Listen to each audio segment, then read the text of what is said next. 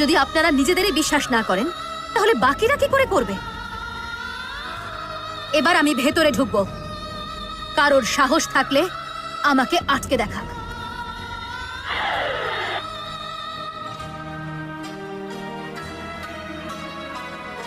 মহিলা কোনো ভয় না পেয়ে সবকিছুর মোকাবিলা করে, যে কোনো প্রশ্ন করলেই চোখে চোখ রেখে উত্তর দেয়। আর এখন ওকে গোটা শহর চিন্তা শুরু করেছে। আমরা যদি ওর কোনো ক্ষতি করি তাহলে আখেরে আমাদেরই ক্ষতি হয়ে যাবে। ভেবে চিন্তে আমাদের কাজ করতে হবে। কি হলো? এর আগে তো খুব লাফাচ্ছিলে।